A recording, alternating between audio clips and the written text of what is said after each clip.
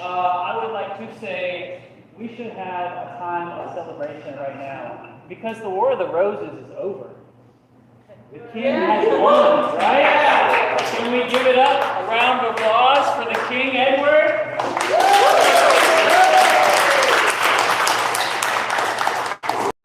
Now is the winter for discontent, made glorious summer by the son of York, and all the clouds that roll upon our house in the deep bosom of the ocean buried are now our brows bound with victorious grief, our bruised arms held up for marches, our dreadful marches true to delightful measures, and now grim visaged war has smoothed his written front, and now, instead of mounting barbarous steeds to fry the souls of fearful adversaries, he caters himly in a lady's chamber to the lascivious breathing of meat. But I, that am not made for sportive tricks, nor made to court an amorous looking glass, while I, in this weak piping time of peace, have no delight to pass away the time unless to see my shadow in the sun, and that's because of my own deformity. Therefore, since I cannot prove a lover to entertain this well-spoken days, I am determined to prove a villain. Hate the ideal measure of his days. Plots have I laid to set my brother Clarence and the king in deadly hate, the one against the other. Thought down to my son. Here Clarence comes.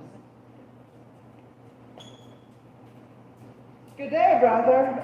What means this armed guard? His Majesty, tendering my person's safety, conveyed this conduct, conveyed me to the tower. But what's the matter? Me, I know. Yet Richard, when I know it, for I protest as yet I do not. He's not a king that sent him to the tower. Elizabeth's queen, his chief. We are not safe. Clarence, we are not safe. I beseech your graces both to pardon me. His Majesty hath straitly given in charge that no man shall have private conference of what degree soever with your brother. We know that charge, my messenger, and will obey. We're the queen's abject and must obey. Farewell, brother. I offer the king, meantime, this deep disgrace and value touches me deeper than you can imagine. I know it pleases neither of us well. Well, your imprisonment shall not be long. Have patience. I must, of course. Farewell. Go, tread the path that thou shalt ne'er return. Simple Clarence, I do love thee so, that I will send thy soul to heaven if heaven will take a present at our hands. For then I will marry Warwick's youngest daughter. Although I killed her husband and hidden her father, the reddest way to make a wench a man is to become her husband and her father, which will I, not also much for love, as to another secret close intent, which I will reach unto. Clarence still lives, and Edward still lives and reigns. When they are gone, then must I count my gains. Oh, cursed be the hands that made these fools. Cursed the heart that had the heart to do this. Cursed the blood that let this blood from his. If ever he have child, abortive be it. If ever he have wife, let me be made more miserable by the death of him that was made by my young daughter. What black magician conjures up this feat? Sweet saints, for charity, be not so cursed. Foul devil, in God's name, hence and trouble us not. Thou hast made thy happy earth thy hell. If thou delight to view thy heinous deeds, behold the pattern of thy butcheries. Lady, you know no rules of charity, which renders good for bad, pleasant for curses. Villain, thou knowest no law of God nor man, no beast so fierce that knows some touch of things. But I know none, therefore, as no beast. Oh, wonderful devils tell the truth. More wonderful when angels are so angry. Well, saint, not perfection of a woman, of this supposed time, who can be rid by circumstance, but of myself. Vouchsafe diffuse infection of a man. Of these supposed crimes give me leave by circumstance to curse by curse itself. A fear than tongue can name thee. Let me have some patient leisure to excuse myself. Fouler than heart can thank thee. Line. Thou canst make no excuse currents but to hang thyself. By such despair I should accuse myself. By despairing such thou stand accused. By doing worthy vengeance on myself that doth unworthy slaughter upon others. I say that I did not kill them. And say they were not slain, but dead they are, and death was slain by thee. I did not kill your husband. Why then? He is alive. Nay, he is dead and slain by Edward's. When thou foul throat thou liest, Queen Margaret saw thy murderous falchion smoking in his blood. I was provoked by her slender tongue. That laid her guilt upon my guiltless shoulders. Thou wast provoked by thy bloody mind that dreamed on aught but butcheries. Didst thou not kill this king? I grant you. Dost grant me, hedgehog. Then God grant me too. For thou be blood on thy witched deeds. Oh, he was gentle, mild, and virtuous. The better that the king of heaven to have him. He is in heaven where thou shalt never come. Let him thank me that helped to send him thither. For he is more fitted for that place than earth. And thou unfit for any place but hell. Well, one place now, if you will hear me name. Some dungeon? Your bedchamber. Ill respite the chamber where thou liest. So well that you allow with you. I hope so. I know so. But gentle lady Anne, let's leave this king in comfortable place and throw something into a slower method. That was the cause of most accursed event. Your beauty was the cause of that effect. Your beauty, that it taught me in my sleep to undertake all the death of the world, so I might live 1 hour in your sweet bosom. If I thought thee that, I'd tell thee homicide. I would take these nails and wring that beauty from my cheeks. These eyes cannot enjoy that beauty's red. You should not blemish it if I stoop on. As the world is cheered by the sun, so I by that, it is my life, my day. It is a quarrel just and unreasonable revenge on him that killed thy husband. He that bereaved thee, lady, of thy husband, did it to help thee to a better husband. His better does not breathe upon the earth. He that loves thee better than he could. Where is he? Here. Why dost thou spit at me? Were it mortal poison for thy sake. Never came poison from so sweet a place. Never hung poison from a fouler toad. Out of my sight, thou dost infect mine eyes. Those eyes of thine have infected mine. Were they blasphemous to strike thee dead? I would they were, so I might die at once. For now, they kill me with a living death. Those eyes of thine from mine have grown so tears, shamed of their aspect with store of childish drops. These eyes, which never shed their mournful tears, now for thy beauty is proposed my feet. Teach not that lip such scorn, for it was made for a kissing, lady, not for such contempt. If thy revengeful heart cannot forgive, lo, here I lend thee this sharp, pointed sword, if you please, to hide in this true breast. I lay it naked to the deadly throat and humbly beg the death upon my knee. Nay, do not pause, for I killed King Henry, but it was thy beauty that provoked me. Nay, now dispatch, for I stepped afterward, but it was the heavenly face that set me on. Take up the sword, or take me up. Rise dissembler. Though I wish thy death, I will not be thy executioner. Then bid me to kill myself, and I will do it. I have already. That was in thy rage. Say it again, and even with a word, This hand which for thy love to kill thy love shall for thy love kill far truer love. To both their death thou shalt be accessory. I would I knew thy heart, This figure is in my tongue. and I fear me both are false. It never was been true. Well, well, put up thy sword, Say my pieces make them. and we shall know soon hereafter. Shall I live in hope? All men I hope was so. Thou shame to wear his ring. To take is not to give. See how my ring encompasses thy finger. Even so thy grasp enclose my poor heart. Wear both of them, for both of them shall be done. With all my heart, and much it joys to see me that you are become so penitent. Do the farewell. It is more than you deserve. But since you teach me how to flatter you, imagine I have said farewell already.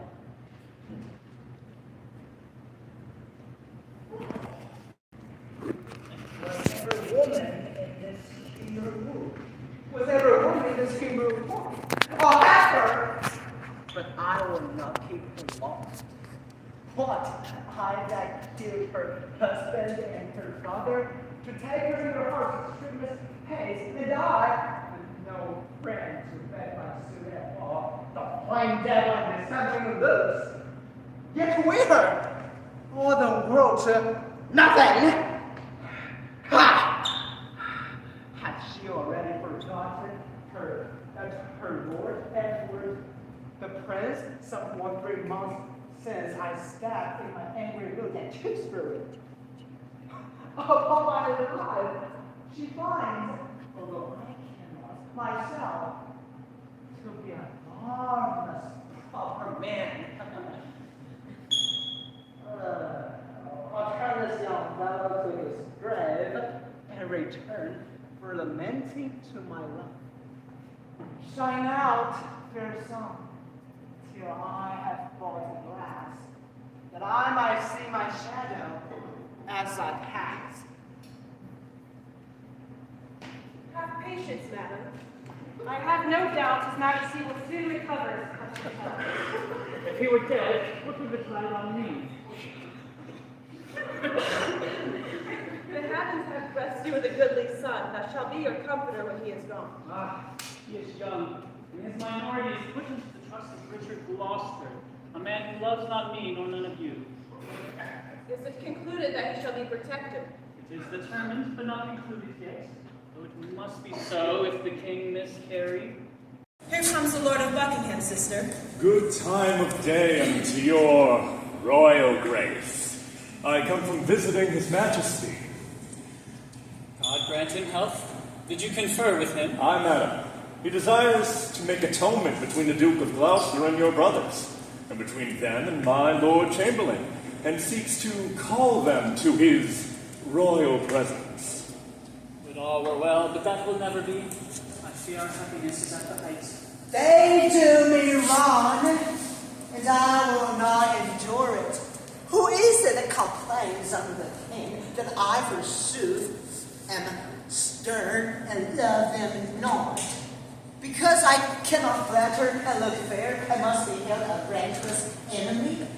Cannot unclean men live and think no harm?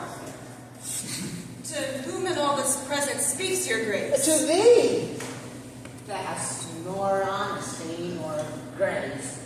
When have I injured thee? When done thee wrong? Brother of Gloucester, you mistake the matter. The king, of his own royal disposition, and not provoked by any suitor else, aiming belike at your interior hatred, which your outward action has shown itself against my children, brothers, and myself, makes him to send that he may learn the land. I cannot tell. The world has grown so bad. Their wrens dare make prey where eagles dare not perch. Come, brother of Gloucester, we know your meaning. You envy my advancements and my friends.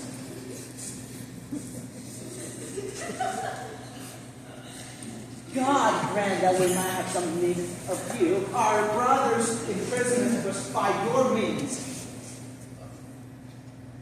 I never did incense his majesty against the Duke of Clarence. Yes, Clarence would have been an earnest advocate for him. My lord, you do me shameful injury, falsely to drag me in these vile suspects. You may deny that you were not a cause of my Lord Hastings' late imprisonment. She may, my lord. She may do more, Lord Rivers. She may, who knows not so. She may do more, sir, than denying that. She may help thee to many fair preferment and deny her aiding hand therein. What may she not? My lord of Gloucester, I have too long borne your blunt upbraidings and bitter scoffs. By heaven, I shall acquaint his majesty of these rude upbringings. I had rather be a country servant maid than a great queen of this country, to be so baited, scorned, and stormed at. Small choice of I being England's queen.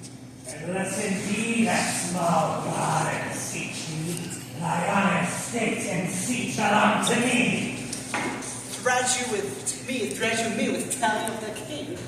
Tell him and spare not what I said today. I dare avouch in the presence of the king. I dare the avenger to be sent to the tower. Out, devil! I do remember him too well. Thou kill'st my husband Henry at the tower, and Edward my poor son in Tewkesbury. You were queen, or not your husband, king. I was a passport in his great affairs. To royalize his blood, I spent my own. A murderous man, so still thou art. My lord of Gloucester, in those busy days, you urged to prove us enemies. We followed then our lord, our sovereign king. So should we you if you should be our king. As little joy, my lord, as you suppose you should enjoy were you this country's king. As little joy as you suppose in me being the queen thereof. As little joy enjoys the queen thereof, for I am she. And altogether joyless. I can no longer hold me patient. Hear me, you ring-eyed pirate! Let's fall out and stare in that which you have killed from me! Gentle villain, do not turn alone. Foul wrinkled wit, what makes thou in my sight? A husband and a son thou owest to me. And thou, a kingdom, all of you, allegiance! The sorrow that I have by right is yours, and all the pleasures you usurp are mine. The curse my noble father laid upon me, and God, not we, can plague thy deed. What?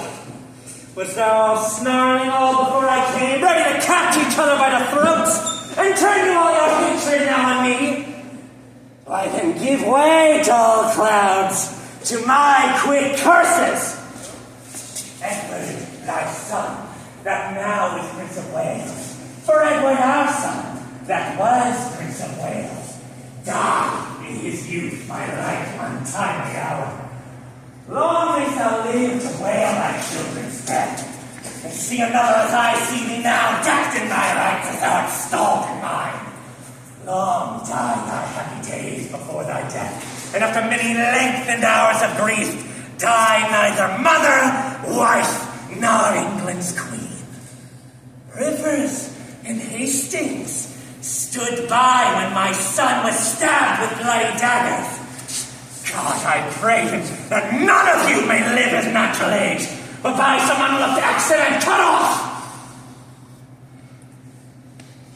Hast thou thy charm, thou hateful withered hand? And leave thee out. Stay, dog, for you shall hear me. If heaven have any grievous plague in store, let them save it to thy sins be right, and then hurl down their indignation. Lord, no sleep close up that deadly eye of thine, unless it be while some tormenting dream affrights thee with thy hurl of ugly devils. Margaret! Return! I call thee not. Then I cry thee mercy, for I just think thou hast called me all those better names. Why, Why, so I did, but looked for no reply. The mimic appearing to my curse. His end, his down by me, ends in Margaret. Thus have you breathed your curse against yourself. Poor, painted queen, vain flourish of my fortune. The day will come when thou shalt ask of me to help thee curse this poisonous bite-fang toad. False boding woman, in thy frantic curse, lest to thy harm you move our patience. But dost thou soothe the devil I warn thee from, and scorn the comfort I give thee all? But remember this another day, when he shall spilt thy very heart with sorrow, and say poor Margaret was a prophetess. My hair doth stand on end to hear her curses, and so doth yours. I muse why she's at liberty. I cannot blame her. She has had too much wrong, and I repent my part thereof that I have done to her. I never did her any to my knowledge. Yet you have all the vantage of her wrong. As for Clarence, he is well repaid. He is franked to the fatting of his pains. God pardon them that are the cause thereof. A virtuous and Christian-like conclusion to pray for them that unscathed us. So did I ever. Being well advised, for if I had cursed well, I had cursed myself.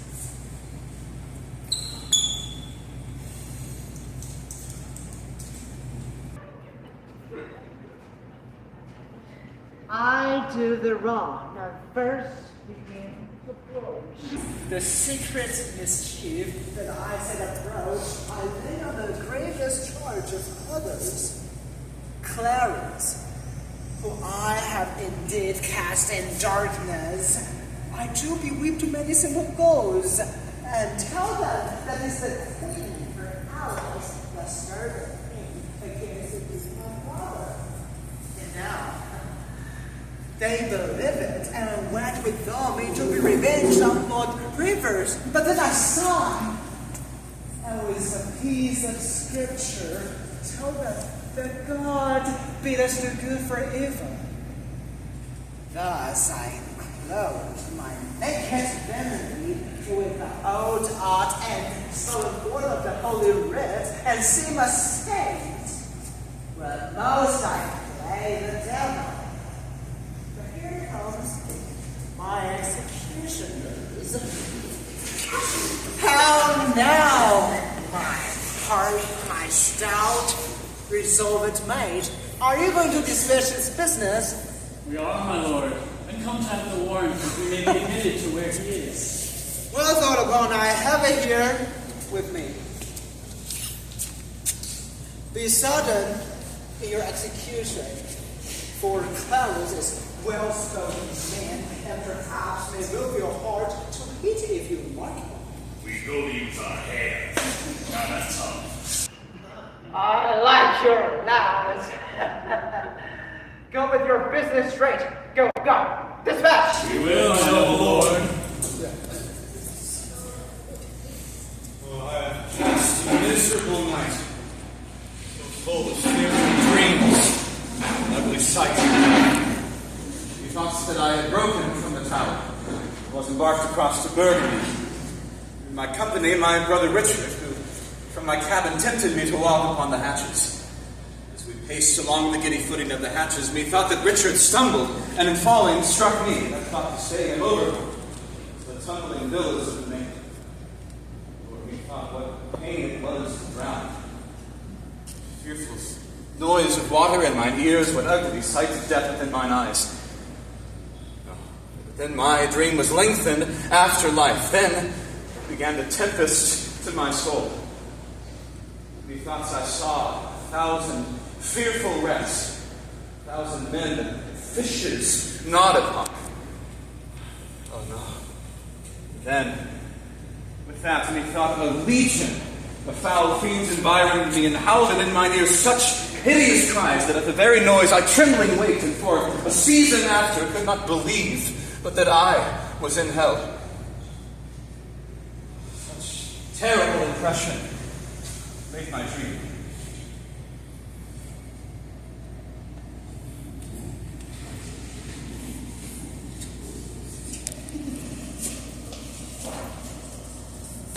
What, shall we stab him as he sleeps? No. And he'll say he'll tell us in the afterlife that we stabbed him. Well, he shall never wake until the great judgment day. Then he'll say we stabbed him sleeping. The urgent of that little judgment bred a kind of remorse in me. What, art thou afraid? Well, not to kill him, having a warrant, but to be damned for killing him, to which no warrant can defend me. I thought thou hadst been resolute. So I am, to let him live. I'll back to the Duke of Gloucester and tell him so. Okay, I can stay a while, but I hope this passionate humor of mine will change it. It's what to hold me by 1 till 20. Remember our reward when the deed is done. Sounds like he dies, I forgot the reward. Put him on the costard of the hilt of thy sword and throw him into the fryer in the other room. Oh, excellent device. Excellent device. Make a biscuit of him. And He wakes quick! In God's name, where art thou?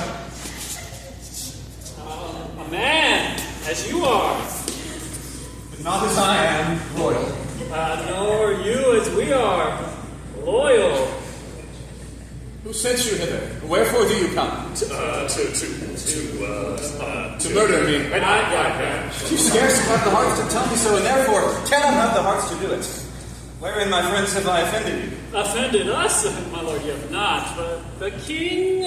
I shall be reconciled to him again. Oh, never, my lord. Therefore, prepare to die. And I will send you to my brother Richard, who will reward you greatly for my life, and Edward will for news of my death. You were mistaken. Your brother Richard hates you. No, he loves me and holds me dear. Go you to him from me. Aye, so we will. Tell him that when our princely father York blessed his 3 sons with his victorious arm, he little thought of this divided friendship. Tell him this, and he will weep. Aye, millstones, as he lessoned us to weep. No, do not slander him, for he is kind. Right, as snow in harvest. You deceive yourself. It is he that sends us here to destroy you. Look behind you, my lord! Oh, Richard! A bloody deed, and desperately dispatched. Now fain like Pilate when I wash my hands of this most grievous murder. How now? Bro, what means thou that thou helpst me not? By heaven, Richard shall know how slack you have been. And I would he knew that I had saved his brother.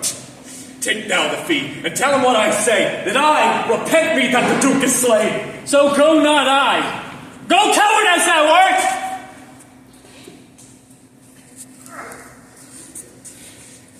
Well, I'll go bury the body in some hole, till the Duke call for his burial. When I have my meat all away, for when this gets out, I must not stay.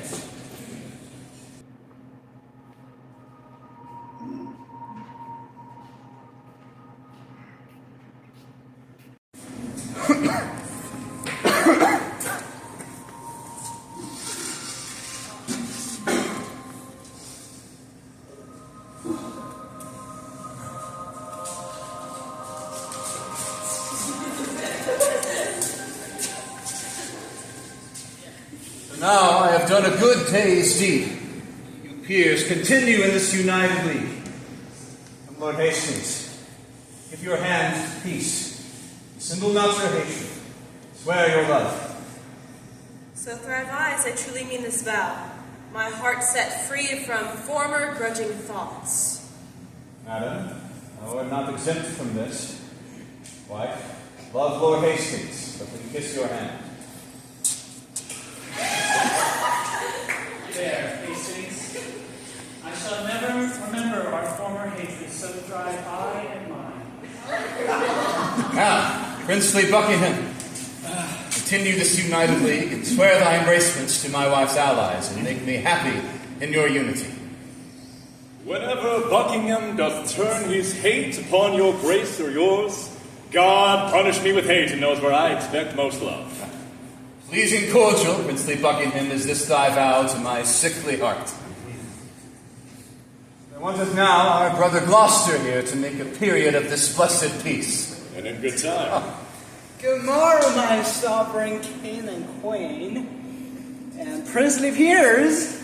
A happy time of day. Happy indeed as we have spent the day. Gloucester, we have done deeds of charity, made peace of enmity, love of hatred among these wrong, insensate, swelling peers. 'Tis that to me to be an enmity I hate it, and desire all good men's love. First, madam, I entreat you of true peace, which I will purchase with my duteous service. And you, gentle, noble cousin Buckingham, if any grudge were lodged between us, and you, Lord Johnson, Lord Hastings, Lord Rivers, indeed, of all, I thank my God for my humility.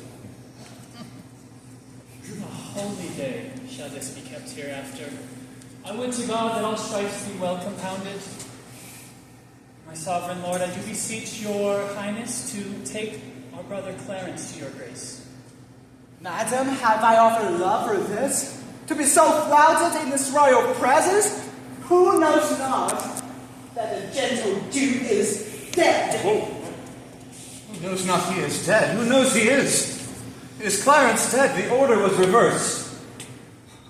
But he, poor man, by your first order died. Some hardy cripple bear the countermand that came to lack to find him buried. God grant them that are less noble, less loyal, near in bloody thought, but not in the blood, deserve no worse than what wretched Clarence did, and yet go current under suspicion. My brother killed no man. His faults was thoughts, and yet his punishment was bitter death. Who sued to me for him? Who in my wrath kneeled at my feet and bade me be advised? Who spoke of brotherhood? Who spoke of love? Who told me that in the field at Tewkesbury, when Oxford had me down, he rescued me and said, "Dear brother, live and be king." Who told me that when we lay in the field, frozen almost to death, how he did lap me, even in his garments, and gave himself, all thin and naked, to the numb cold night. All this from my remembrance. Brutish wrath, sinfully plucked, and not a man of you had so much grace as to put it in my mind. Oh God, I fear that judgment will take hold on me for this, and you, and yours, and mine. Come, Hastings, take me to my chamber. Oh, poor Clarence.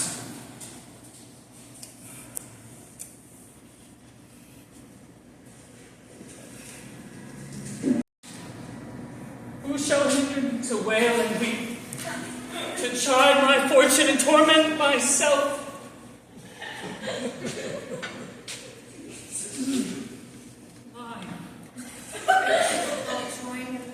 I'll join with the black despair against my soul, and to myself become an enemy. What means the scene of rude impatience? To make an act of tragic violence. Edward, my lord, your son, our king, is dead. If live, lament. If die, be brief, so that our swift-winged souls may reach his, or like obedient subjects, follow him to his new kingdom of ne'er-changing night. I have bewept a worthy husband's death, and have lived with looking on his images. Now, 2 princely assemblages of his assemblage are cracked in pieces by malignant death, and I, for comfort, have but one false glass that grieved me when I see my shame in him. Thou art a widow, yes, thou art a mother, as the comfort of thy 2 children. But death has snatched a husband from mine arms and plucked 2 feeble crutches from my hands, Edward and Clarence. Oh, what cause have I, thine being but a moiety of my moan, to overgrow thy woes and drown thy cries?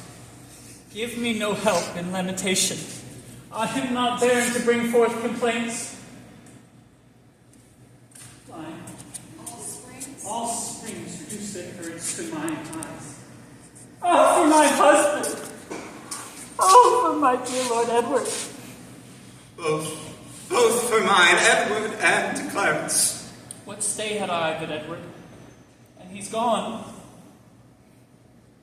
Was never widow had so dear a loss. Was never mother had so dear a loss. I am your sorrow's nurse. Pour all your tears on me, and I will pamper it with lamentation. Madam, think me like a careful mother of the young prince, your son. Send straight for him, let him be crowned. In him your comfort lives. Drown desperate sorrows in dead Edward's grave, and plant your joys in living Edward's throne. Sister, have comfort, all of us. Have a cause to bewail the dimming of our shining star. Madam, by your mercy, I did not see your grace. Upon my knee, I humbly crave thy blessing.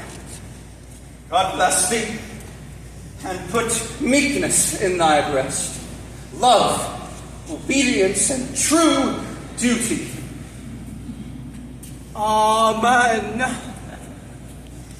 And make me thy good old man. That's the end of mother's blessing. I'm my old wife. Her grace live it out. Though we have spent the harvest of this king, we are to reap the harvest of his son. Meseemeth, the broken rancor of our high swollen hates, but lately splintered, knit, and joined together, must gently be preserved, cherished, and kept. Meseemeth good that, with some little train forthwith from Ludlow, the young prince be fetched hither to London to be crowned our king. Why with some little train of my lord of Buckingham? Marry, my lord, lest by multitude the new-healed wound of malice should break out, which would be so much the more dangerous, as the estate is also green and yet ungoverned, as well the fear of harm, as well as harm apparent in my opinion ought to be prevented. The king has made peace with us all. The common is firm and true in me. And so in me. And so I think in all. Therefore I say with noble Buckingham, that so you should go to fetch the prince. Then be it so. Shall we straight to determine who they shall be that shall post to Ludlow? My lord. Mine? My lord, whoever journeys to fetch the prince, for God's sake, let not us 2 stay at home. For by the way, I'll sort occasion as index to the story we late spoke of, to part the queen's proud kindred from the prince. My other self, my soul's ancestry, my oracle, my prophet, my dear cousin. I, as a child, will follow thy direction. To Ludlow, we shall not stay behind. My good lords, sad news has come. King Edward is dead.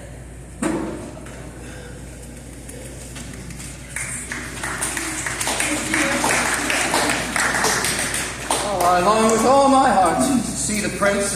I hope he has grown much since I last saw him. But I hear no. They say a young son of York hath almost overtaken him in his growth. Aye, mother, but I would not have it so. Why, my good child, it is good to grow, Grandam, one night as we did sit at supper, my Uncle Rivers talked about how I did grow more so than my brother. Aye, quoth my Uncle Gloucester. Small herbs have grace, and great weeds grow apace. So I think methinks I should not grow so fast, because sweet flowers are slow and weeds make haste. Perilous boy, I'll go too. You are too shrewd. Good madam, be not angry with the child. Pitchers have ears. Here comes a messenger. What is thy news? Such news, my lord, as grieves me to report. How doth the prince? Well, madam, and in health.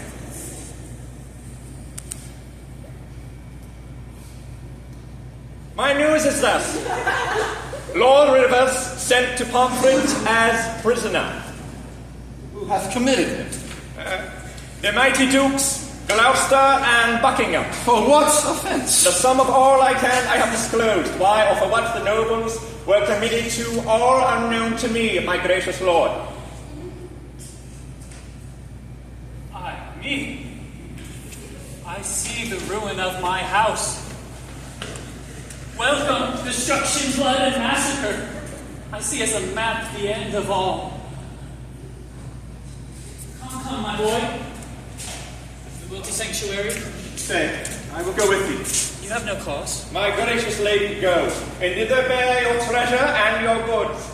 For my part, I'll resign unto your grace the seal I keep, and so betide to me as well I tender you and all of yours. Go, I'll conduct you to the sanctuary.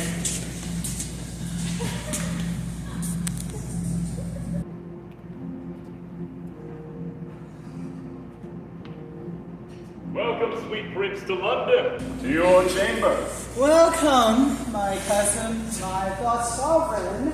The weary wind made mouthful. No, uncle, but our cross is on the way, made it wearisome, tired, and heavy. I want more uncles here to welcome me. Those uncles you would want were dangerous. God keep you from them and from such false friends. God keep me from false friends, but they were none. Oh, my lord, friend Lord Hastings comes to greet you. Welcome, my lord. Will my mother come? On one occasion, God knows, not I, the Queen your mother and your brother York to the sanctuary. The tender prince that comes to claim your grace, but was by your mother conforced with hell. Ah, what an indirect and peevish course of hers. I know not. My lord, make all the speedy haste you may. Say, Uncle Gloucester, if my brother come, where shall we sojourn till our coronation? Where seems best unto your royal self, if I may counsel some day or two? Your highness shall repose you at the tower. Not like the tower of any place. Did Julius Caesar build that place, my lord? He did, my lord. But seeing the seasons change, it over time was vastly edified. Is it upon record, or else we're told from age to age successfully that he built it? Upon record, my gracious lord. The same, my lord, it were not registered. Methinks the truth should live from age to age, as were retold to the all-seen posterity, and to the great all-ending day. So why so young? They say never live long. What say you, uncle? I say without characters, fame lives long. That Julius Caesar was a famous man. I'll tell thee what, my good Prince of Buckingham. What, my gracious lord? If I live to I were a man, I'll win our fair right in France again, and die a soldier as I lived a king. Sure, summer's lovely and the forest. And in good time, here comes the Duke of York! Richard of York! How fares the loving prince? Well, my dread lord, so I must call you now? My brother, to our grief, he died that might have kept that title, but by his death has lost much majesty. How fares our cousin, my noble lord of York? I thank you, gentle uncle. Oh, my lord, that you said idle weeds are fast in growth, and the prince, my brother, hath outgrown me far. Oh, he has, my lord. And therefore is he idle? That, my dear cousin, I must not say so. Then he is more beholding to you than I. He may commend me as my sovereign, but you have power in me as in a kinsman. I pray you, uncle, give me this dagger. Oh, my dagger, little lord, with all my heart. A beggar, brother? Oh, my kind uncle, that I know will give, but being but a toy which is no grief to give. Oh, a greater gift than that I'll give to my cousin. Mine?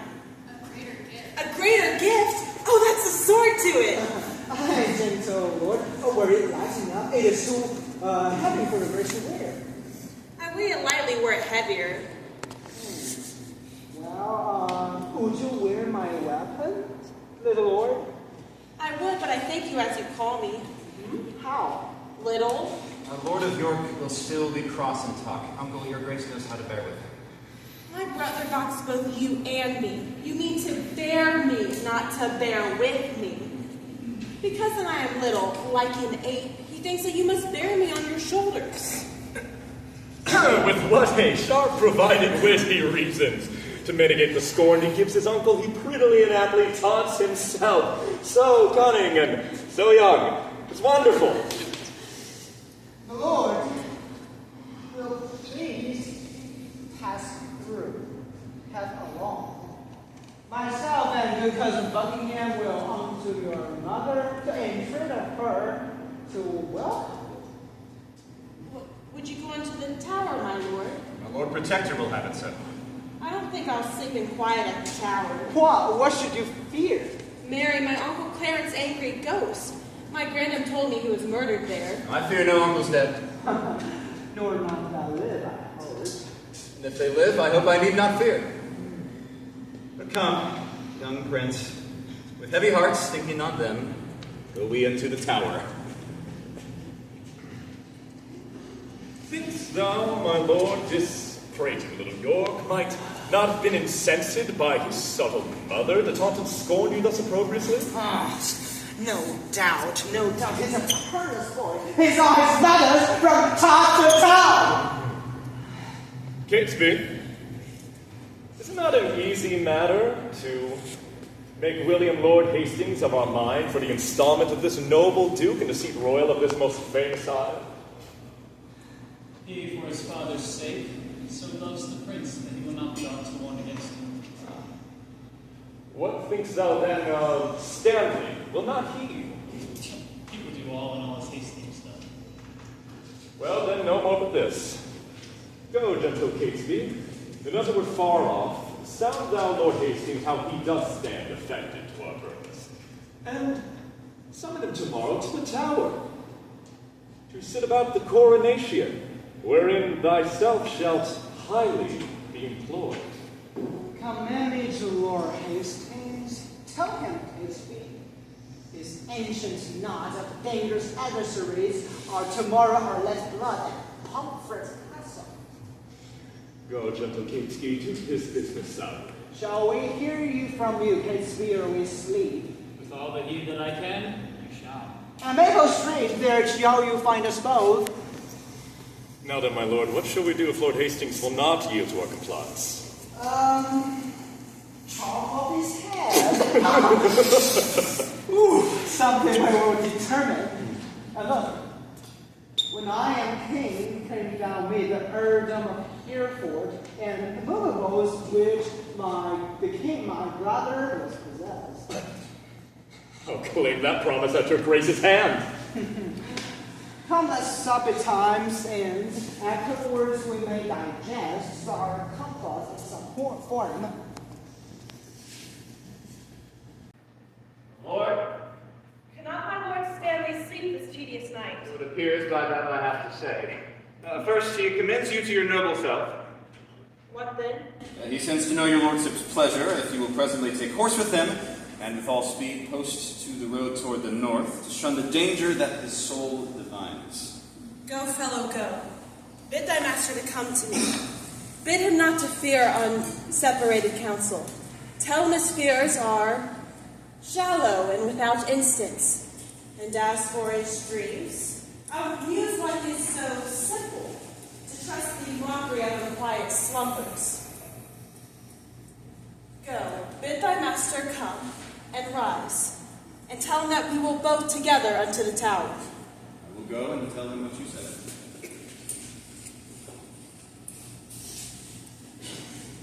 Many good morrows to you, my noble lord. Good morrow, Catesby. Why, you are early stirring. What news in this our tottering state? It is a reeling world indeed, but I believe it will never be set proper unless Richard wear the garland of the crown. What, where the garland? Dost thou mean the crown? Aye, indeed. I would rather have this crown of mine cut from my shoulders than see the crown so foul misplaced. Dost thou guess he takes aim at it? Come on. Where's your beer, squaw man? Fear you the born go so unprovided? Good morrow, my lord. Good morrow, Catesby. You may jest on, but by the holy rood, I do not like these several counsels, My lord, I fear my life as much as you do yours. And never in my days, I do protest, were it so precious to me as 'tis now, that I know our state secure, I would be so triumphant as I am. The lords at Pomfret, when they rode to London, were joking, and supposed their states were sure, and they indeed had no cause for mistrust. And yet you see how soon the day o'ercast. This sudden stab of rancor, I misdoubt. God, I pray, prove me a worthless coward. Come. What shall we to the tower? The day spent. Come, have you the day. What you want, my lord? The lords you talked of today are beheaded.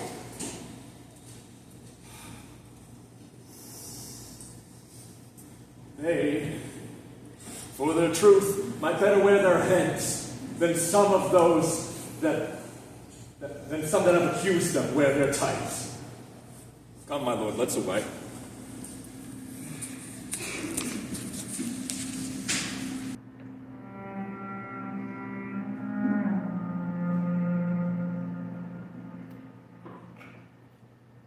Today thou shalt behold a subject die, for truth, for duty, and for loyalty.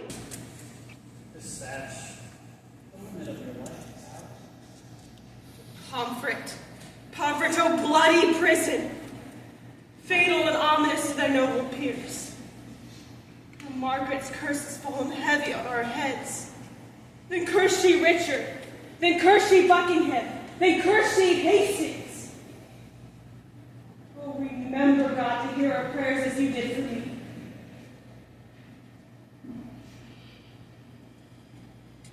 Let's make haste.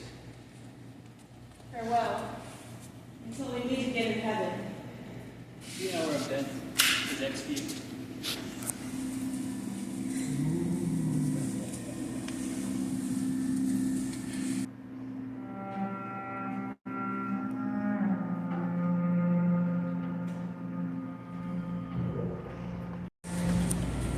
Now, noble peers, the cause we are met is to determine on the coronation. In God's name speak, when is the royal day? Who knows the Lord Protector's mind herein? Who is most inward with the noble Duke? Your Grace, you think should soonest know his mind? We know each other's faces. For our hearts, he knows no more of mine than I of yours. For I of his, my lord, than you of mine.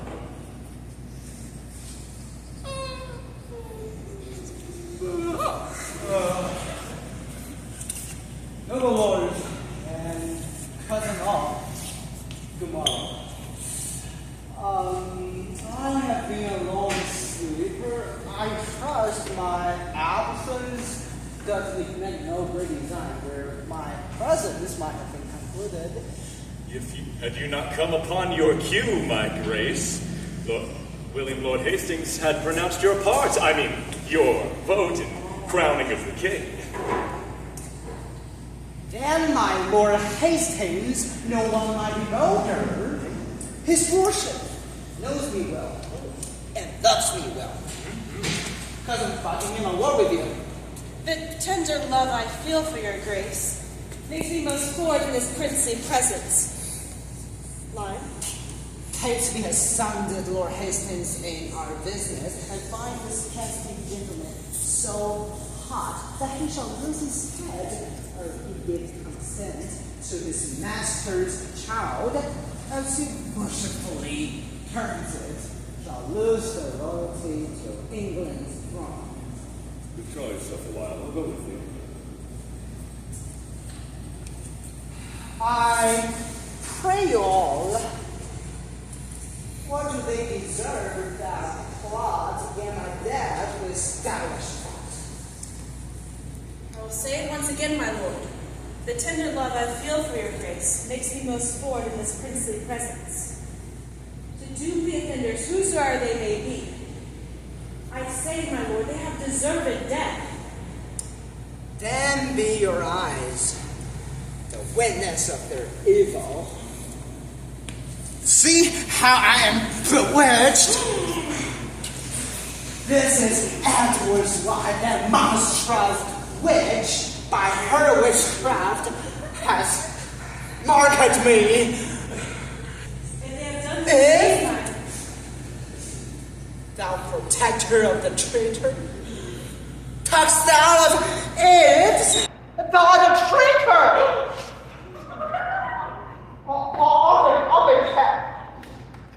Catesby, look that me down. I will not die till I see the same. The rest, they left me. Rise and follow me. Woe, woe for England, not a whit for me. For I, too fond, might have prevented this. Oh, Margaret, Margaret, that curse is lightened on poor Hastings' wretched head.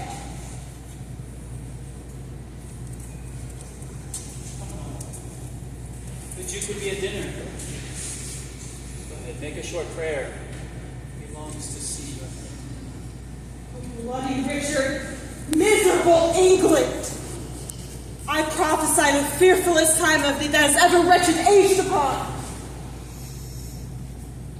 Come, lead me to the block. Bear me his head. They smile at me who shortly shall be dead.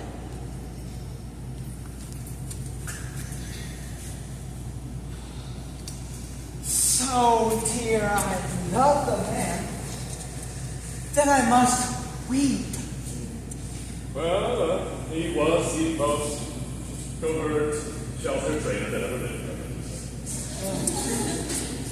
Go after cousin of Buckingham, infer the bastardy of Edward's children. Yet, touching this sparsely, as so far off, for because, my lord, you know my mother lives.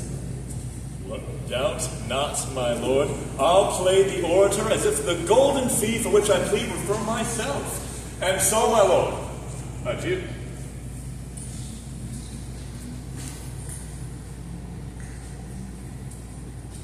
Here is the indictment of the good Lord Hastings and Rivers.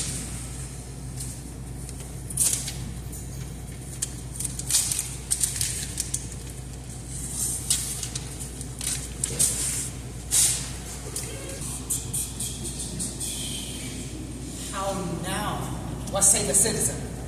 Now, by the holy mother of our Lord, the citizens are mum, say not a word. Touch the bastardy of Edward's children? Oh, I did. The insatiate greediness of his desires, tyranny for trifles, his own bastardy laid open all your victories in Scotland, your discipline in war, wisdom in peace, your bounty, virtue, fair humility, indeed, left nothing fitting for your purpose untouched or slightly handled in discourse. But when my oratory drew toward end, I bid them that did love their country's good say, God save Richard, England's royal king. And did they so? No. So God help me, they spake not a word. What a tongueless blocks were they! Who this speak, not speak? See you not be spoke with, but by mighty suit, and look, you get a prayer in your hands, and sandwiching 2 churchmen, good my lord, for on that ground I'll make a holy descant, and be not so easily won to our request. Play the maid's part, still answer nay, then take it. I go. And if you plead as well for them as I can say nay to thee for myself, no doubt we bring a happy issue.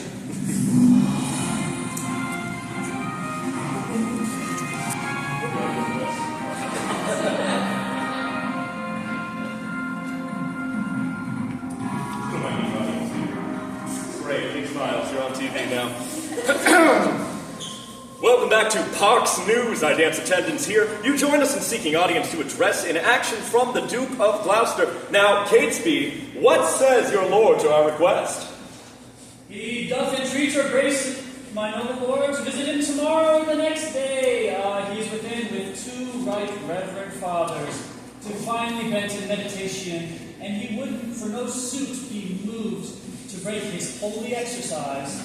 Return, good Catesby, to the gracious Duke. Tell him myself, citizens and cameramen are come to have some conference with him. I'll signify so much unto him straight.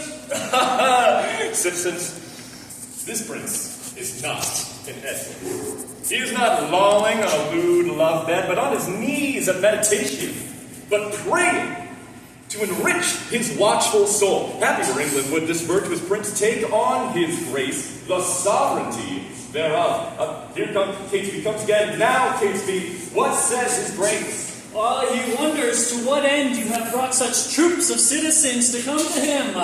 He fears, my lord, you mean him no good. By heaven, we come to tell to him in perfect love. And so, once more, return and tell his grace.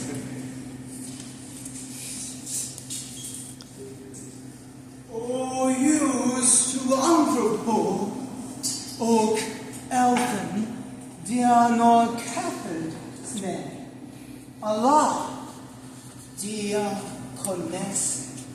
Saint Matthew 20:28. Amen. My Lord Protector, most gracious Prince, lend favorable ear to our request and pardon us the interruption of thy devotion and right Christian zeal. There is no such need for such apology. I do beseech your grace to pardon me, but leaving this, what is your grace's pleasures? Even that I hope which pleases God above and all good men of this ungoverned isle. I do suspect I have done some offense that seems displeasures in the city's eyes, and can you to reprimand my ignorance? You have, my lord. Would it might please your grace on our entreaties to amend your fault? Elsewhere, for I breathe in a Christian land. Know then, it is your fault that you resigned the supreme seat, the throne majestical, the sceptered office of your ancestors, your state of fortune, and your due by birth, the lineal glory of your royal house, to the corruption of a blemished stock, whilst in the mildness of your sleepy thoughts, which here we waken to our country's good. The noble isle doth want her proper limbs, which to procure we heartily solicit your gracious self to take on the charge and kingly government of this your land, not as protector, steward, substitute, or lowly for another's gain, but as successively, from blood to blood, your right of birth, your empery, your own. In this just cause come I to move your grace. I cannot tell to depart in silence or speak bitterly in your reproof may best fit my degree or your condition. Definitively thus I speak. Your love deserves my thanks, but my desert, unmeritable, shuns the high request, and yet so much is my poverty in spirit that I would rather hide me from my greatness. First, if my path were even to the crown, yet the royal tree has left us royal fruits, which will well become the seat of majesty. On him I lay that you will lay on me. My lord, this argues conscience in your grace, but the respects thereof are nice and trivial, all circumstances well considered. You say Prince Edward is your brother's son. So say we too, but not by Edward's wife.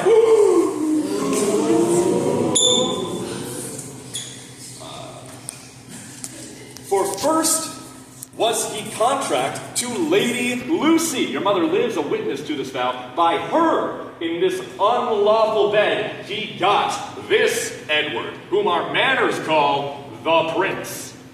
More bitterly could I expostulate, but since this interview is broadcast live, I give a sparing limit to my tongue. Then, good my lord, take to your royal self this proffered benefit of dignity, if not to bless us and the land withal, yet to draw forth your noble ancestry from the corruption of abusing times unto a lineal, true derived course. Do good, my lord, your citizens entreat you. Will you heap this word of care on me? I am unfit for state and majesty. I do beseech thee, take not amiss. I cannot, nor I will not, yield to your request. My lord, whether you accept our suit or no, your brother's son shall never reign our king. But we will plant some other in the throne to the disgrace and downfall of your house. And in this resolution here, we leave you. Come, take us out. Retreat no more. Swear not, cousin of Buckingham. Will you enforce me to a word of cares? Call them again. I am not made of stones. Take us back in.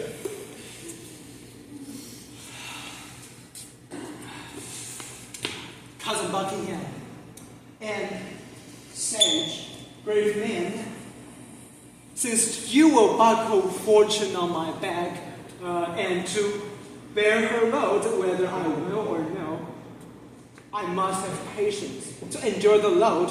For God doth know, and you may partly see, how far I am from this. Then I salute you with this royal title. Long live Richard, England's worthy king!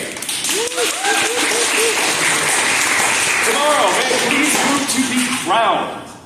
Even you please, for you will have it so. Tomorrow, then, we will attend your grace, and so, most joyfully, we take our leave. I must return to my holy works again. Farewell, cousin. Farewell, good friends.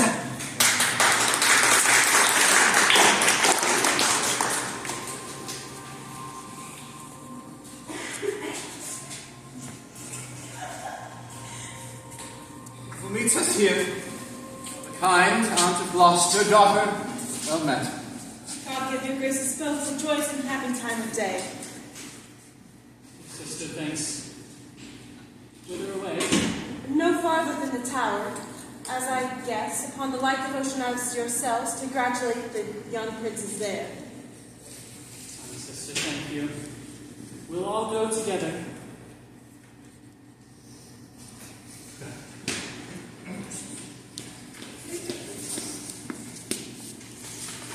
How doth the prince and my young son of York? Right well, madam. By your patience, I may not suffer you to visit them. The king has strictly charged the contrary. The king? What's that? I mean the Lord Protector. Hath he set bounds between their love and mine? I am their mother. Who shall bar me from them? I am bound by oath, and therefore pardon me.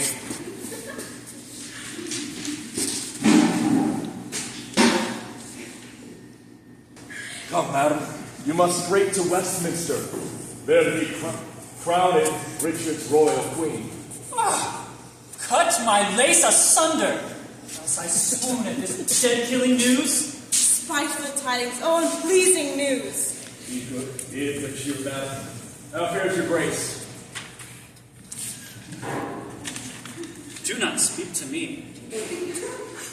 Stanley, get thee gone. If thou dost outstrip death, go across the seas and live with Richmond, far from hell. Full of wise care is this your counsel, madam?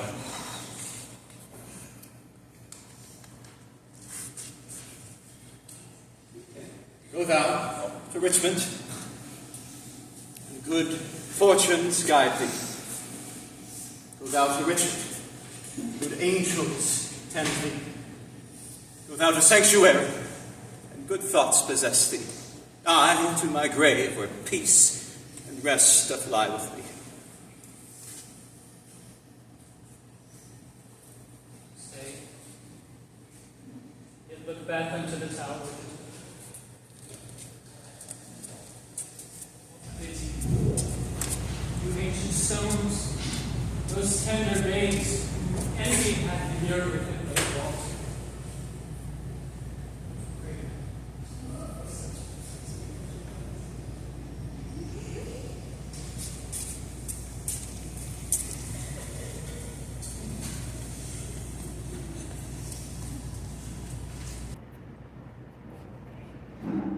Stand all apart. Cousin of Buckingham, My gracious sovereign. give me thy hand.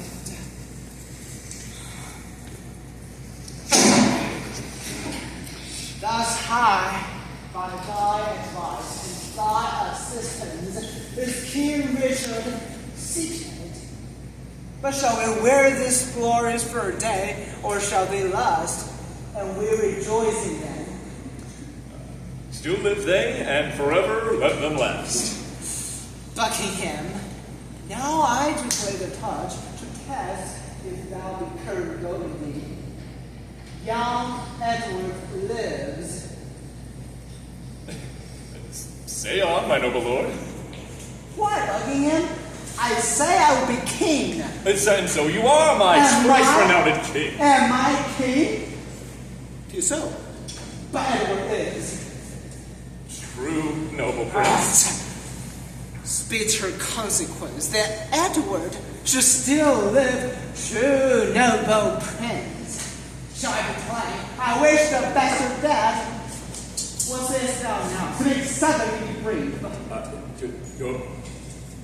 Your grace may do his pleasure. Say then I have thy consent that they should die. Give me some little pause, some breath, my lord, while I think positively on how to answer thee. I will resolve thee expediently herein. High Richard Buckingham grows circumspect. The deep is moving in.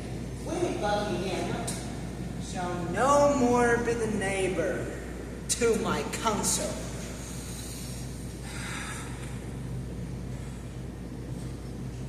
How now, Lord Stanley? Lord Stanley, what news with you? No, my loving lord. It's said your noble lord, as I hear, has fled to Richmond, to the parts where he abides. Come hither, Catesby. Catesby, come hither. Rumor is abroad that Anne, my queen, is very grievously sick. Looks how the dreams I see again give out that Anne, my wife, is sick and like to die.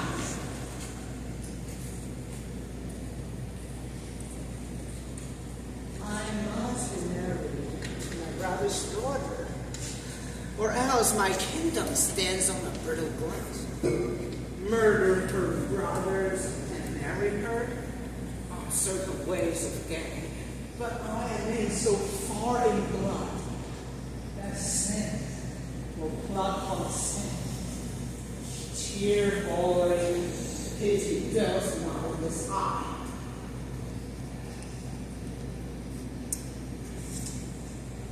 Darest thou to kill a friend of mine? Aye. I'd rather kill 2 enemies. Why then thou hast it? 2 deep enemies, foes to my rest, my sweet sleep's disturbers. Catesby, I mean those bastards in the tower. Let me have open means to come to them, and soon I'll rid you of the fear of them. Thou seest sweet music. Come hither, Catesby. Go then, by this token, and lend thy ear. And lend thy ear.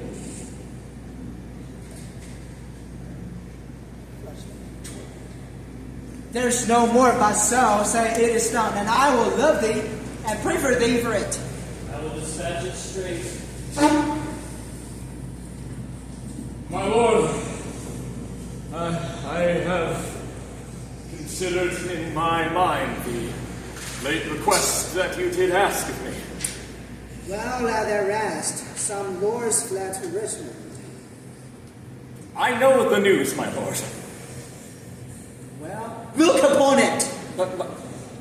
My lord, I claim the gift, my due by promise for which your honor and your faith is pawned.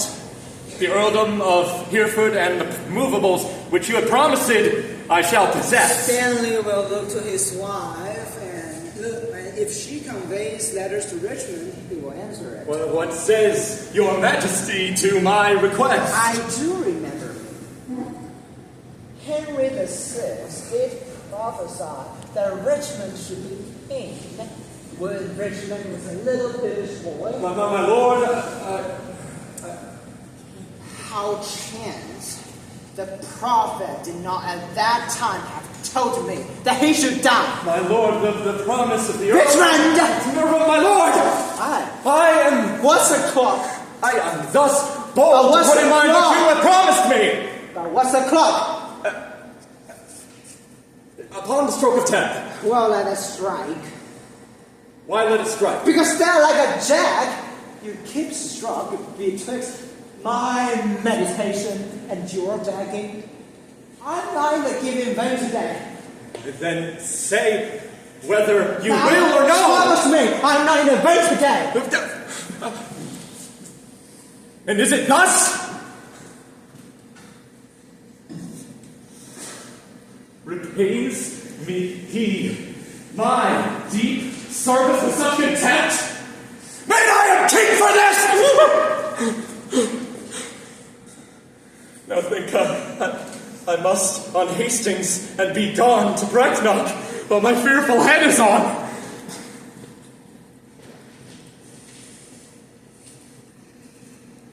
The traitorous bloody act is done. The most arch deed that ever this country was guilty of.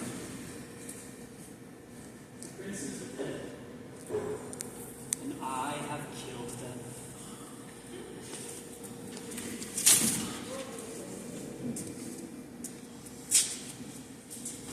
And I left their bodies to bring these news to the bloody king. Here he comes. All health, my sovereign lord. Kind Catesby, am I happy in thy news? If the cause of thy happiness begets, the children are dead, Didst then be happy. Didst thou see them dead? Of course I did. Come, Catesby. Soon after supper, when you shall tell me the process of their death, meantime, think how I might do thee good and be an inheritor of thy desire. Farewell till then. The sons of Edward sleep in Abraham's bosom. And am my queen bid this world good night. For I know that Britain Richmond aims to wed my brother's daughter, the young Elizabeth. And by that knot looks proudly on the crown. To her I go, a joyous, thriving lure.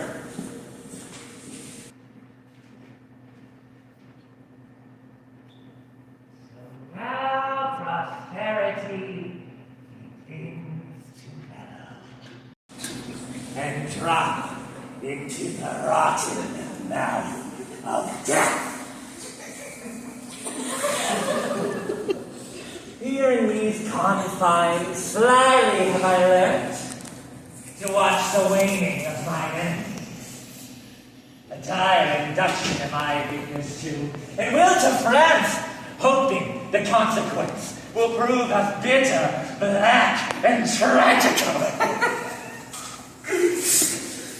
Withdraw thee, wretched Margaret. Who comes here?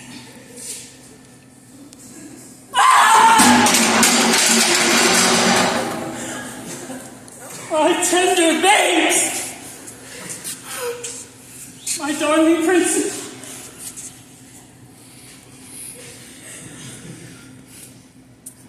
Yet your souls be in the sky, and be not fixed in doom perpetual.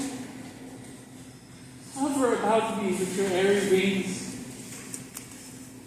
and hear your mother's lamentation. Oh, about her, say that right for right hath dimmed your infant mourn to it tonight. So many miseries have crazed my voice, that my woe-weary tongue is still and silent. Oh, young Prince Edward, why art thou dead? Plantagenet doth quit Plantagenet, Edward for Edward pays a dying debt. When didst thou sleep when such a deed was done?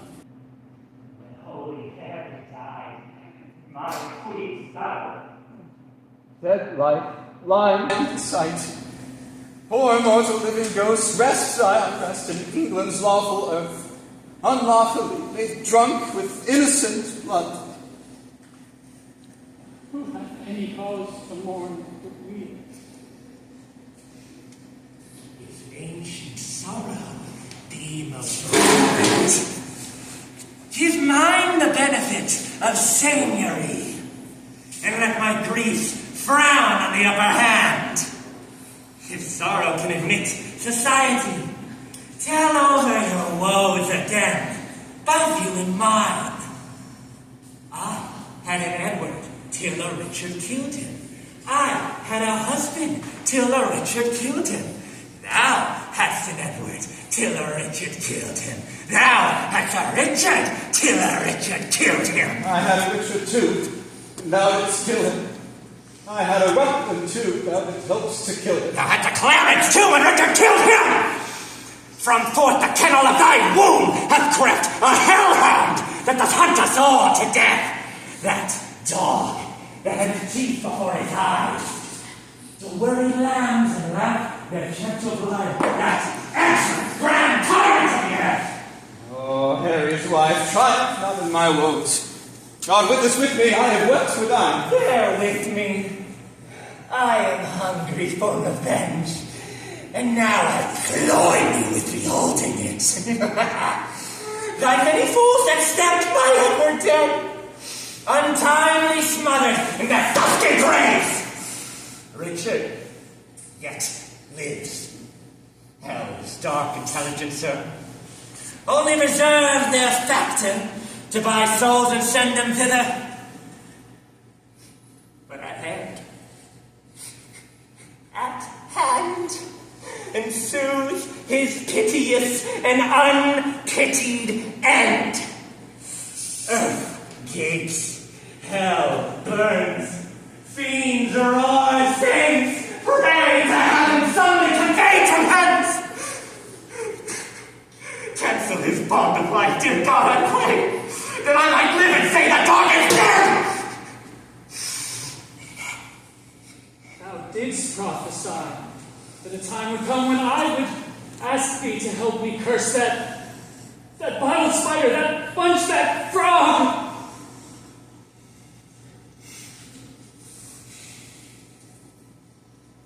I called thee then, vain flourish of my fortune. I called thee then, poor shadow, painted queen. The presentation of but what I was, the flattering index of a direful pageant.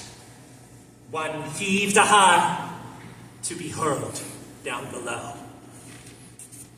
The mother only mocked with 2 fair babes.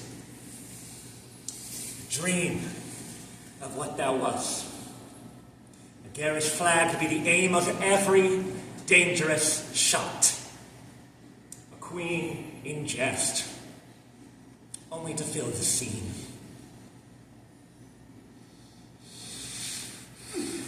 Where is thy husband now? Where be thy brothers?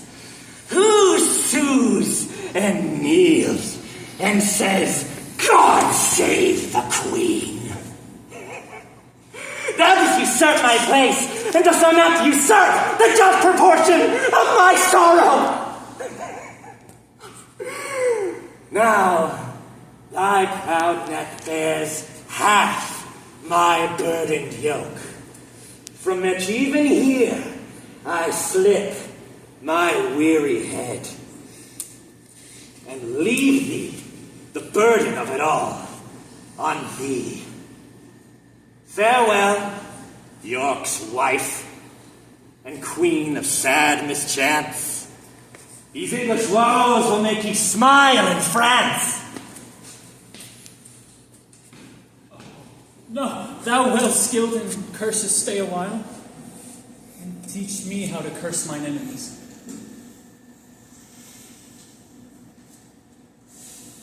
Forbear the sleep of night, and fast the days. Compare dead happiness with living woe. Think that thy babes were sweeter than they were, and he that slew them fouler than he is. Bettering thy loss makes the bad and causer worse. Revolving this will teach thee how to curse. Why should calamity be so full of words? Let them have scope. Though they may not help or free of heart, that they do ease the heart. Be so. Be not tongue-tied. Go with me, and in the breath of bitter words, that smother my damned son that thy 2 sweet sons did smother. Come, be copious in exclaims. Who intercepts my expedition? She that might have intercepted thee by strangling thee in her accursed womb from all the slaughters wrenched that thou hast done. Tell me that honestly. Where are my children? Thou toad, where is thy brother Clarence? And Rivers, and Hastings. A flourish! Let not the heaven hear this telltale women. Rear on the Lord's anointed. Strike, I say. Art thou my son? I thank God, my father, and yourself. Patiently hear my impatience. Madam, I have a touch of your condition that cannot break the accent reproof. Oh, let me speak. You speak too bitterly. Art thou so hasty? God knows I have stayed for thee in agony and in torment. Came I not at last to comfort you? Thou camest to earth to make the earth my hell. A grievous burden was thy birth to me. Touchy and wayward thy infancy. Thy childhood furious, desperate, wild. Thy prime of manhood, bold, daring, adventurous. Thy age confirmed, proud, subtle, sly, and bloody. What hour canst thou make that ever did grace me with thy company? If I be so disgracious in your eye, let me march on. Madam, and not offending. Strike, I see. I really let me speak. You speak too bitterly. Hear me a word, or I shall never speak to thee again. Sir. To war. Take with thee my most grievous curse. My on the adverse party fight. And there, to little souls of Edward's children, whisper the spirits of thine enemies and promise them victory and success. Bloody thou art, and bloody shall be thy end. Shame to serve thy life, and on thy death attend. Though far more cause, much less cursing abides in me, I say amen to her. Madam, I must speak a word with you. I have no more sons of royal blood for thee to slaughter. You have a daughter called Elizabeth. Must she die? Oh, let her live. Her life is safest only in her birth. And only in that safety died her brothers. You speak as if I had slain my cousins. No doubt. The murderous knife was dull and blunt till it was whetted on thy stone-hard heart. My tongue shall not name my boys to thy ears till that my nails were anchored in your eyes. So, rather in my enterprise, I decide to intend more good to your and yours than ever yours by me were harmed. Tell me what honor, what dignity can you demise any child of mine? Even all I have, I and myself and all, do I intend to endow a child of thine. Be brief. Then know from my soul, I do love thy daughter and do intend to make her queen of England. And who shall be her king? Even he that makes her queen. Well, shall be. What, thou? Even so, what thinks you of it? How canst thou woo her? That would I learn of you. With all my heart, madam. Send to her. By the man that slew her brothers, a pair of fleeting hearts. Thereon engraved Edward. Then happily will she weep. And if this inducement move her not to love, write to her of your noble deeds. Tell her how you did match away her Uncle Clarence, matched away her Uncle Rivers, aye, and for her sake matched away her good Aunt Anne. You mock me, madam. That is not a way to win your daughter. There is no other way. Unless thou canst change the forms, and be not Richard who hath done all this. Say that I did all this for love of her. Nay, then indeed she cannot but choose to hate thee, being bought with such a bloody spoil. Look, what is that cannot now be amended. If I did take the kingdom from your sons, to make amends, I'll give it to your daughter. Again, shall you be a mother to a king, a golden mother, a queen, the princess, with sighs and sweet hour of marriage joys. And what were I to say? That her father's brother would be her lord. Or should I say her uncle? Or the man that slew her brothers and her uncles? Under what title should I say that God, the law, my honor, and her love can make seem pleasing to her tender ears? Say that she shall be high and mighty queen. To veil that title as her mother doth. I say I will love her everlastingly. And how long shall her sweet life last? As long as heaven and nature lengthen it. As long as hell and Richard likes of it. You speak too shallow and too quick. Oh no, I speak too deep and too dead. Too deep and too dead for infants in their grave. Open up on that stranger! Lady, that is past.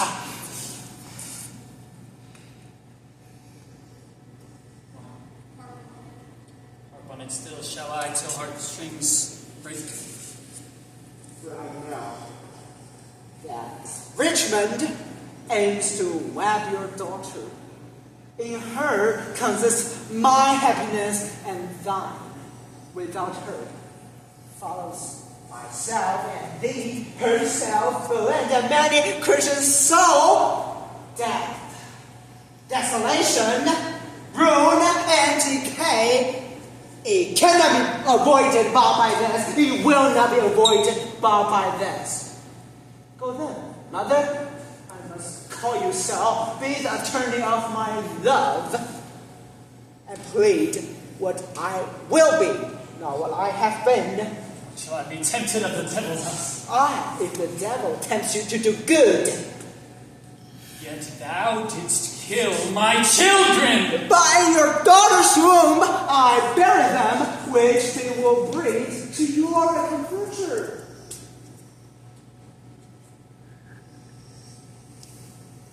Shall I go woo my daughters thy will? Be then a happy mother by the deed.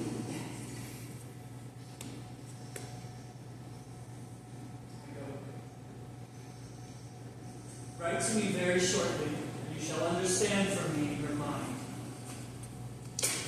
Bear this truth his. So, farewell.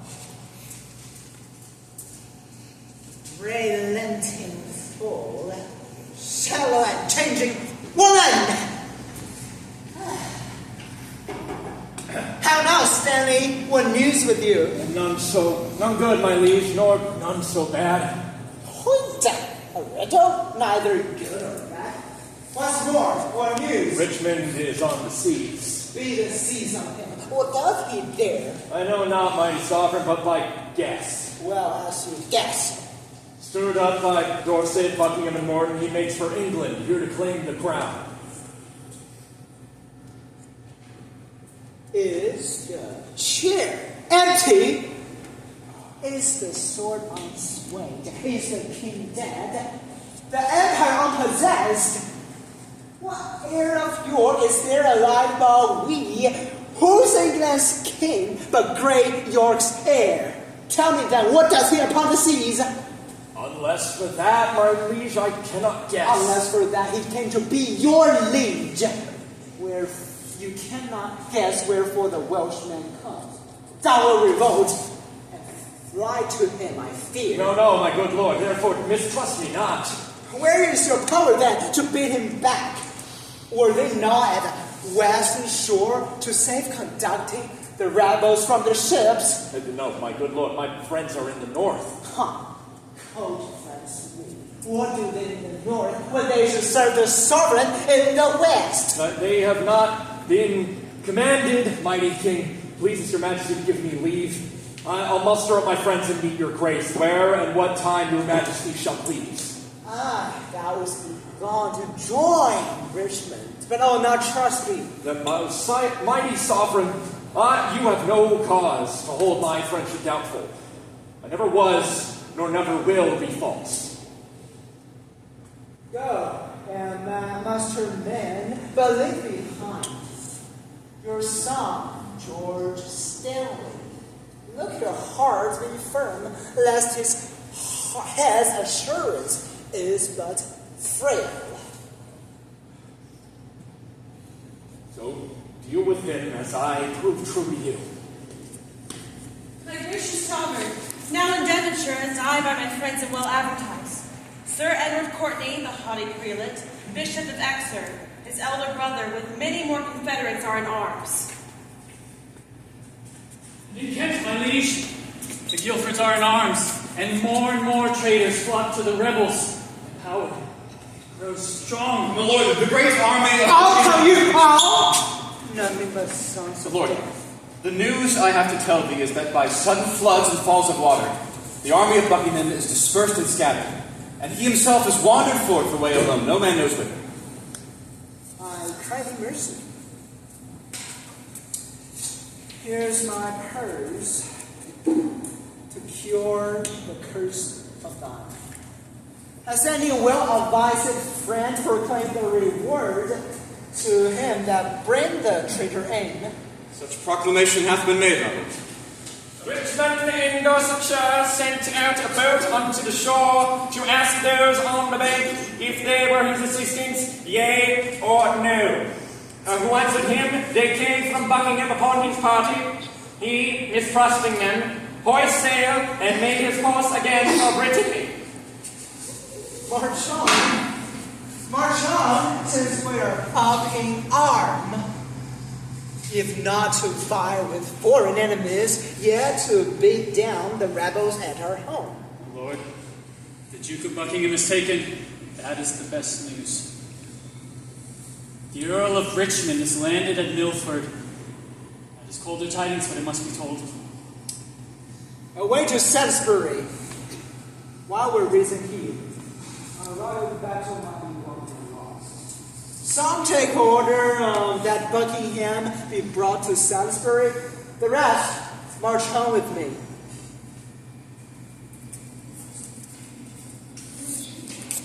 My fellows in arms and my most courageous friends, bruised beneath the yoke of tyranny, thus far into the bowels of the land, having marched on without impediment. In God's name, cheerly on, courageous friends, to reap the harvest of perpetual peace by this one bloody war. Every man's conscience is 1,000 men.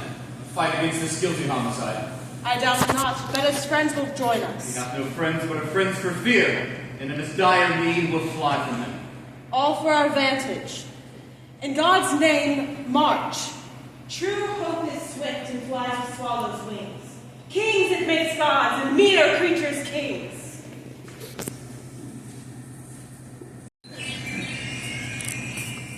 Here is your tent, even here in Bosworth's field. My fellow comrade, why lookst thou so sad? My heart is 10 times lighter than my looks. Well, here I both my tent. Here will I lie today, but where's tomorrow? Well, that's all one for that. Who has described the number of the traitors? 6,000 or 7,000 is their utmost power. What? Our battalions triple that size. Besides, the king's name is a tower of strength. Let's lack no disappointing, make no delay, for lords, tomorrow is a busy day. Catesby. My lord, What's o'clock? it is 9 o'clock. It is supper time. I will not stop. Is my beaver easier than tools? Is my armor laid in my tent? It is my liege, and all things are in readiness. Send out a pursuant in arms to Stanley's regiment. Bid him to bring his power before sun rising, lest his son George fall into the blind cave of eternal night. Be my God's watch. Catesby! About the mid of night came you to my tent to help arm me. Leave me, I say.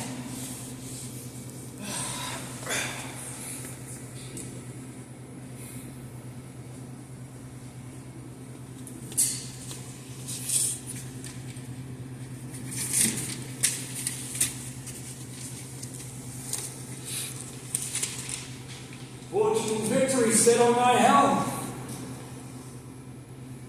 All the comfort that the dark night can afford. Be to thy person, noble and father-in-law. How fares our loving mother? Thy attorney bless thee from thy mother, who prays continually for Richmond's good. In brief, for so the season bids us be, prepare thy battle early in the morning, and put the fortune to the arbitrament of bloody strokes and mortal staring war. But on thy side I may not be too forward, lest, being seen, thy brother, tender George, be executed in his father's son.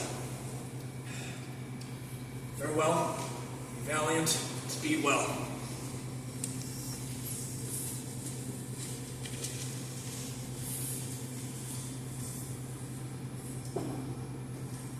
O thou as captain, I can't sit myself. Look on thy forces with a gracious eye. Put in their hands thy bruising irons and wrath, that they may crush down the heavy fall, usurping helmets of our adversaries. Make us thy ministers in chastisement, and we may praise thee in the victory.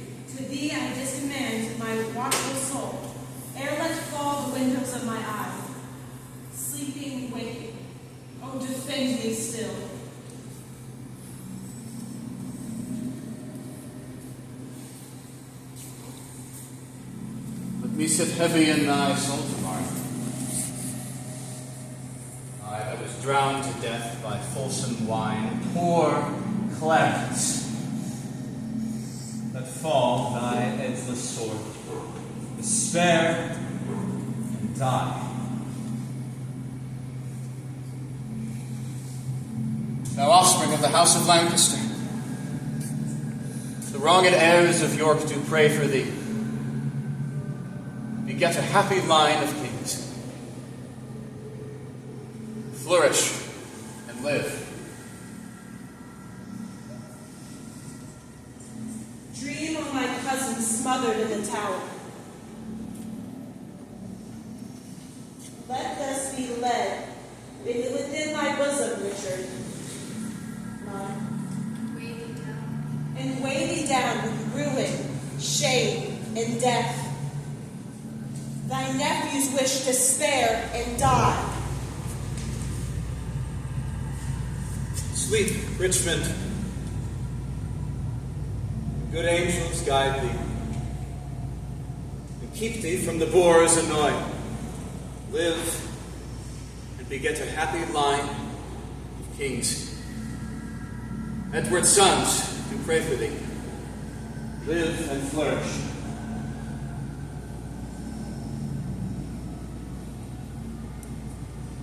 The first was I that held thee to the crown.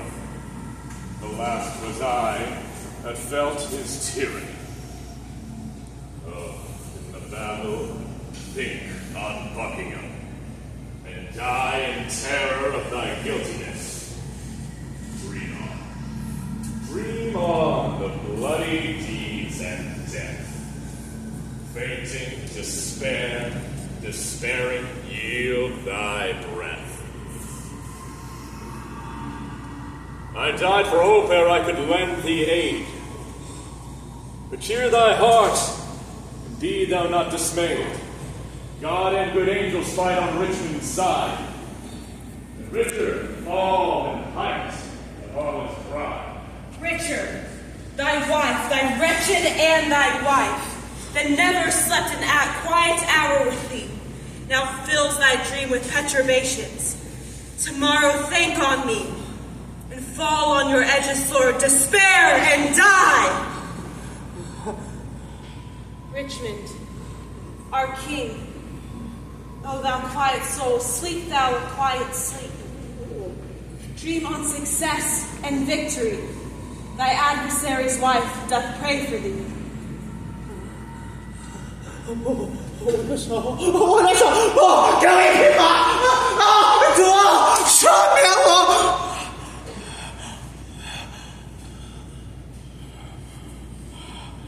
Soft. I did but dream. Oh, coward conscience, how hast thou afflicted me? The light burned blue. It is now midnight. Cold, fearful drops stands on this trampling flesh. What do I fear? Myself? There's no else. Richard loves Richard. That is, I am. Is there a murder? No. Yes, I am. Then fly. What? From myself? Great reason why, that's my revenge. What? Myself? Upon myself? Alas, I love myself. Wherefore, for any good, have I myself done unto myself? Alas! I rather hate myself for hateful deeds have I done unto myself. I am a villain, yet I'm not. I lie. Fool of thyself, speak well, fool. Do not flatter. For my conscience bring 1,000 several tongues, and every tongue bring a several tale, and each tale condemns me about villain, perjury, in the highest degree, murder, stern murder in the highest degree. All several things are used in each degree, drawn to the bar, crying, guilty, guilty.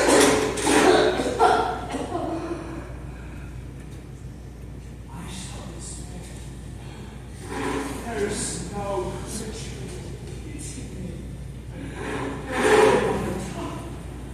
no soul comfort me. And wherefore should they, since I myself find in myself no pity to myself?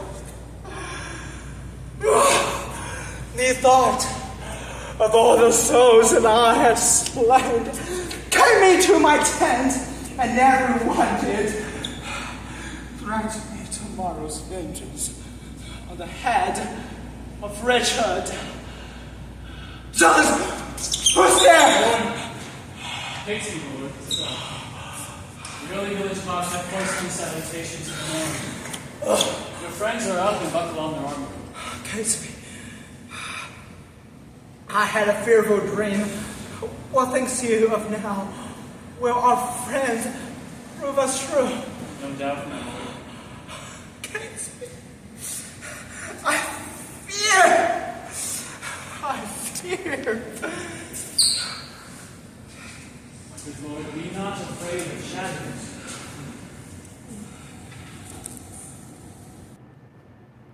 Good morrow, Richmond. Good morrow. Cry mercy, lords and watchful gentlemen, to have a tardy sluggard here. You slept, my lord. The sweetest sleep and fairest floating dreams that ever entered in the drowsy head. Methoughts the souls whose bodies Richard murdered came tonight and did cried on victory. How far to the morning is it, my lord? Upon the stroke of 4. Well, it is time to arm and give direction.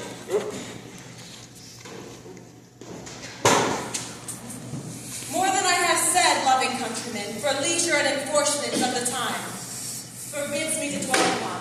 Yet remember this. God will, in his justice, reward you as his soldiers. If you do sweat to put a tyrant down, you sleep in peace, the tyrant being slain. If you do fight against your country's foes, your country's fat will pay the pains the higher. Then, in God and all these rights, draw your willing swords. Sound drums, trumpets boldly and cheerfully, for God and St. George, Richard and victory! The sun will not be seen today. The sky does frown and roar upon our army. Will not shine? Why? What's more to me than to Richard? The self-same heaven that frowns on me looks sadly upon him. Conscience is but a word cowards use to devise a verse, to keep the strong in awe.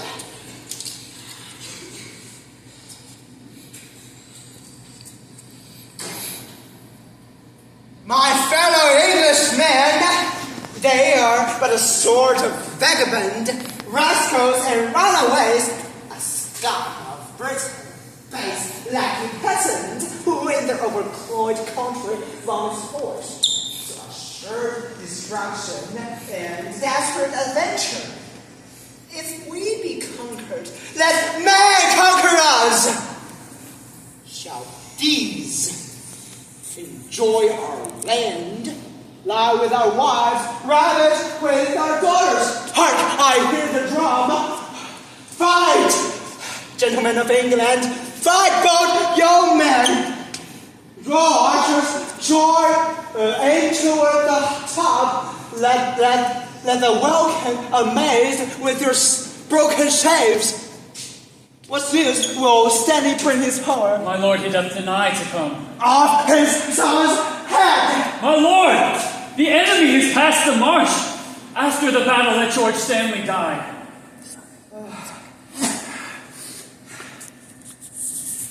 1,000 hearts are great within my bosom. Advance our standard, set upon our foes. Our ancient word of courage inspire us. Upon them, the victory lays upon our helms.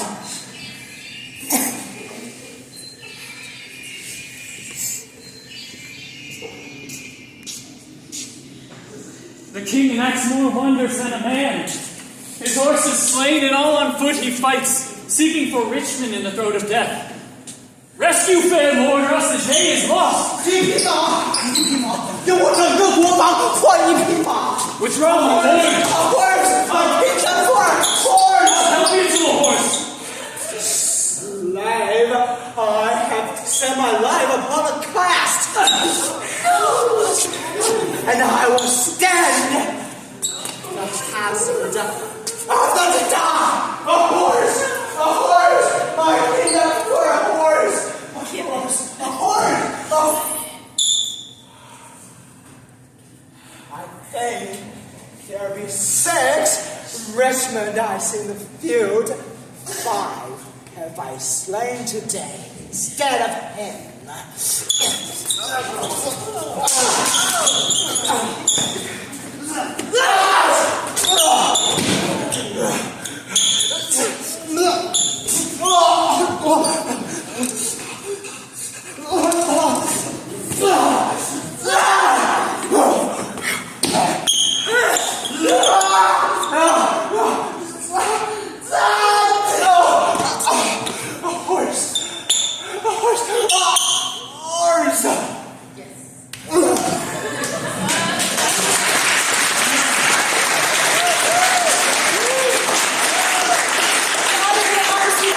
Gracious friends, the day is ours, the bloody dog is dead!